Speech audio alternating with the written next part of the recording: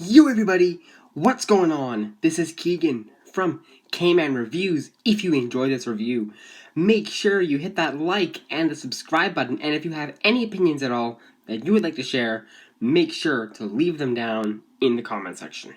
The Notorious B.I.G. Ready to Die.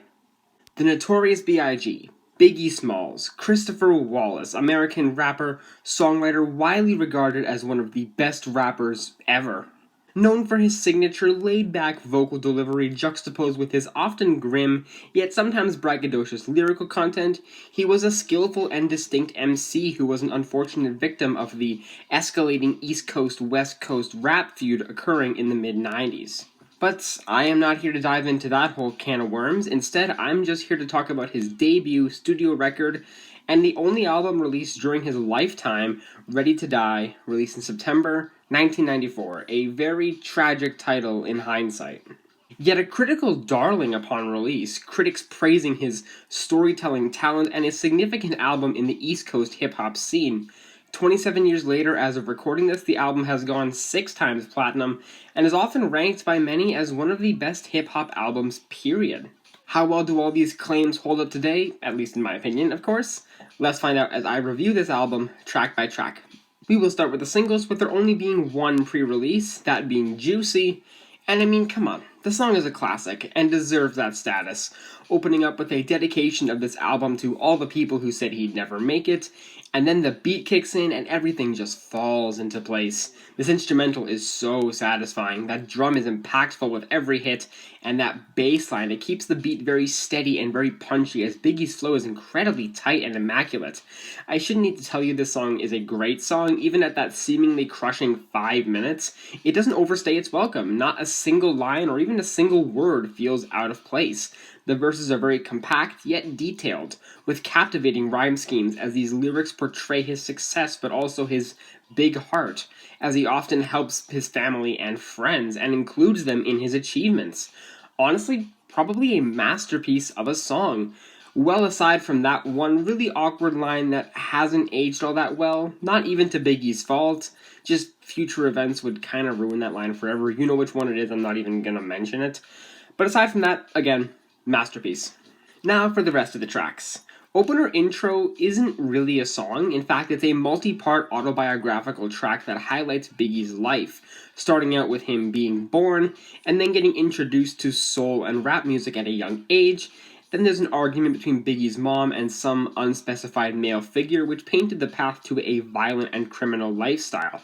Then we see that criminal lifestyle in the next section, where Biggie and an unknown accomplice rob a train. And then on the final part of the opener, we see that Biggie was sent to prison, mocked by a racist guard, and it all culminates with Biggie seeing his future ahead of him, finally ready to make the money he could never earn as a child. For the full album experience, this is absolutely essential, but it is just an introduction. I would not keep it for casual listens. Things Done Changed is a very fitting song opener, to an extent. It's probably a perfect microcosm for this record, delivering all the characteristics of this record in one song. The instrumental kicks off with that drum before we get a jazz-tinged, very smooth rap beat, along with the assistance of a harp, which really helps to add this grand opulence to the tune.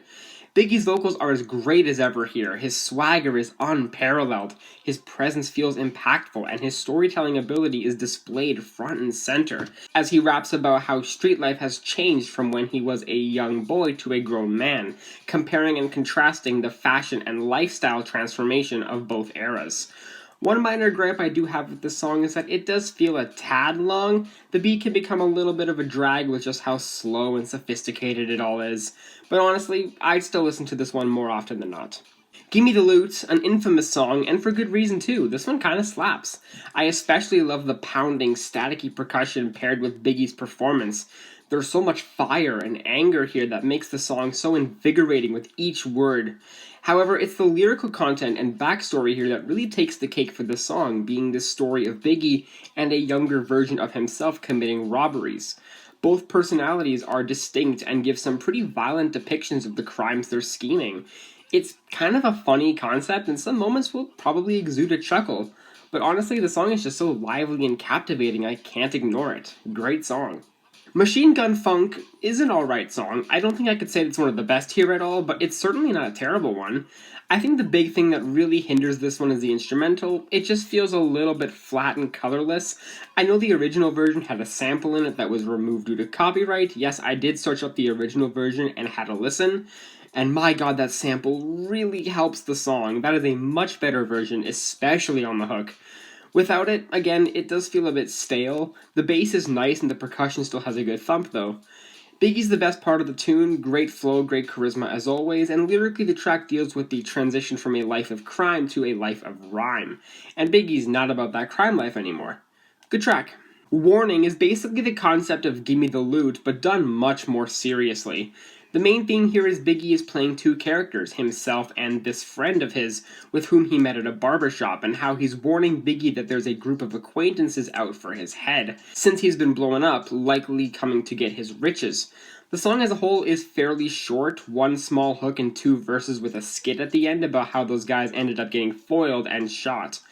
Biggie's presence on the track is mean, looming, and intimidating, and that second verse goes so hard over this massive vibe of an instrumental. The drums sound like gunshots, and the subtle bass line is a nice touch. I love this one. Very well done. The title track, Ready to Die, is the second and final song on the album that also had a sample removed from it, but unlike Machine Gun Funk, I don't think the removal of it hinders the song all that much, but it definitely makes the chorus feel almost naked in comparison. Aside from that though, the rest of the song still slaps. The powerful percussion, the wavy ripples of the guitar is a nice addition, and Biggie genuinely sounds angrier and livelier here. It's an energetic performance, and I love it. Lyrically, the track can be interpreted literally being ready to die, but I see it as much more as a metaphor, where dying in this sense means to kill off the old version of you, leaving that sinful struggle that was life behind you. And near the end of the song, he adds in the suicidal part, which using the same metaphor means he's willing to make that change himself. Love the song, it slaps. One More Chance is probably one of the weaker cuts here in my opinion. It opens up with a fairly long skit, lasting a full 1 minute and 11 seconds, simply implying that Biggie has a bunch of women that he's having sex with. Then that instrumental kicks in and it's actually kind of flat and empty. That drum is really the driving sonic element for the tune, as there's a spacious... That drum is really the driving sonic element for the tune, along with a spacious and entrancing keyboard melody, and that's kinda it. That's all you get. Certainly not the most filling chorus for this album, that's for sure. Biggie again reigns as the best part of the song. His flow is still good, rhyme schemes are on point, and that laid-back, relaxed tone makes sense with these lyrics, detailing the magnificence of his sex life. Not a bad song at all, but certainly a bit of a lackluster one when you look at the tracks coming. Fuck Me, which is stylized with all the censored symbols, is an interlude. And, I mean, take a wild guess what it's about. Chances are, you're probably right. If you said it's 1.5 minutes of audio pornography, you'd be 100% correct.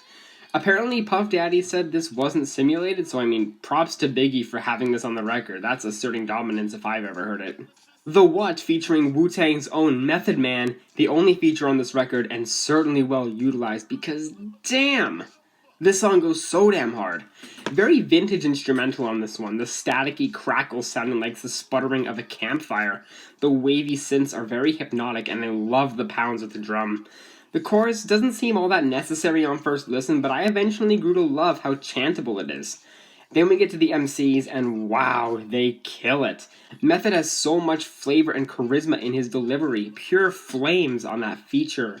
Not much else to really say about that. Biggie does his thing. He's great as always, riding the beat fluidly. It's just such an incredible song, even if it does use a derogatory slur. But I did read into it, and it was directed at his dad for leaving his mom, which he used that to describe cowardice. The insult is certainly valid, even if the word choice really hasn't aged that well. Same problem I had with Nas's Halftime when I reviewed Illmatic, but much like that song, the rest of it is still top tier. Everyday Struggle is a song I wish I saw getting more love, and is honestly probably one of my favorites on the record. For one, this instrumental is genuinely flawless. The bass is subtle but still has a great groove. I love the woodwind melody in the background. It provides a very vibey, carefree undertone to the song. And of course that snare with each hit sounding like a firework. Plus it has a nice dynamic where when Biggie says knocking at my front door, the snare hits twice to simulate knocking. Biggie's presence is so perfect here. That signature tone really works well as he raps about being this kingpin, selling drugs with a disregard for his own safety. Well written, well performed, phenomenal song. Please give this one more love. Me and My Bitch is an okay song. This one just didn't really click with me too much though. At its core, it's a simple love song, an ode to this perfect girlfriend. And to an extent, it's sweet. There are absolutely some heartfelt one-liners in here that are touching, but there are elements to this song that also don't mesh that well. For one, the beat. The percussion and bass are solid as ever, but the piano and strings feel way overpowered to the point where they don't even sound like they belong on the track at all. Plus, the chorus didn't really stick the landing for me. Very repetitive and drab, and the skits overlapping with Biggie just feel clunky. Honestly, I'll be fine without this one. Big Poppa, a huge post-release single, and this is how Biggie should do love songs. This one slaps. This instrumental is classic. The high-pitched chill melody, that triangle, a great bass line, and a much more typical and relaxed percussion in comparison to most of the other tracks on this record. It's luxurious, it's smooth, it's effortless, it's got a nice G-funk aesthetic that I'm really a sucker for. I just don't see how you can be upset with this song. Biggie really harnesses that laid-back trademark here. That flow is like butter and the rhyme schemes are still on point, as the lyrics illustrate Biggie as this ladies' man, bragging about his ability to seduce and shows how flirtatious he can be. This is a banger, hands down. Respect is yet another engaging track, probably one of the most on the entire record.